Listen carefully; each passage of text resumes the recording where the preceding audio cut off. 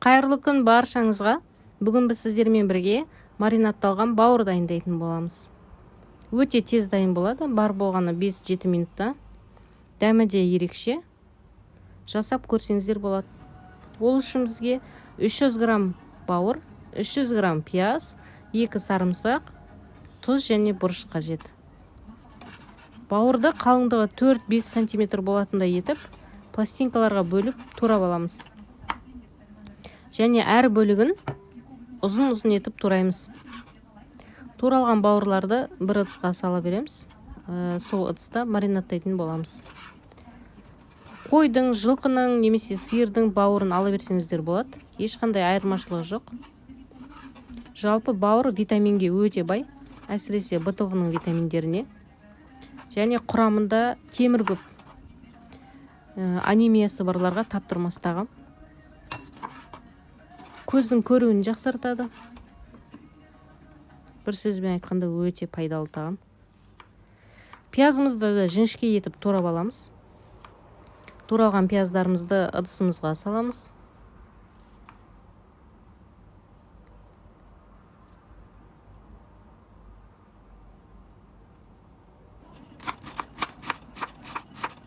Қалауыңызша аз немесе көп қоссаңыздар болады пиязды. Сарымсақты да дәл солай майдалап тураймыз да. Туралған сарымсақты ыдысымызға саламыз. Сарымсақты қалауыңыз бойынша аз немесе көп қоссаңыздар болады.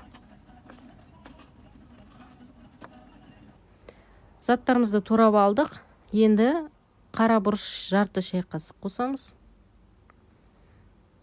Және тұз қосамыз, 1,5 шай қасық.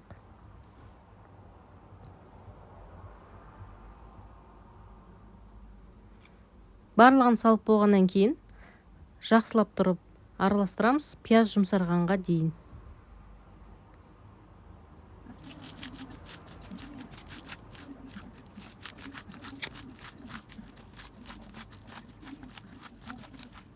Маринадымыз дайын.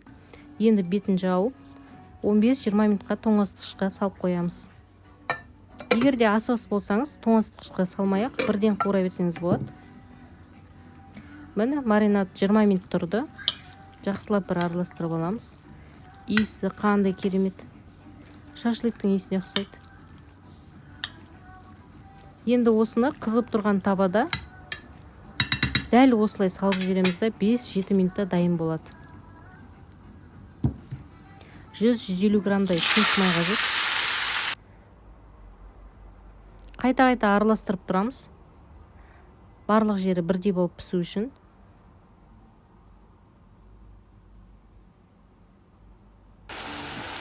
Мінекей пиязы да жұмсарып қалды. Сізге дайын, почти дайын. Оның піскен-піспегенін осылай бір дана бауырды алып, пышақпен 2-ге бөліп тексереміз. Егер де ортасы қызыл болмаса, ол оның піскені. Ұзақ отты ұстап қалсаңыздар, ол қатты болып қалады. Немесе аз қуырсаңыздар, іші қызыл болып қалады. Сол үшін золотая серединасын білу керек. Ол үшін қайта-қайта бауырды тексеріп тұрасыздар. Сочный болып шықты. Нан батырып жесеңіздер, дәмі керемет. Пиязы да жұмсақ, ауызда ерейтіндей болды. Бауырымыз да жұмсақ шықты. Мінекей. Барлықтарыңызға ас болсын. Сіздермен бірге болған Меруерт. Сау болыңыздар.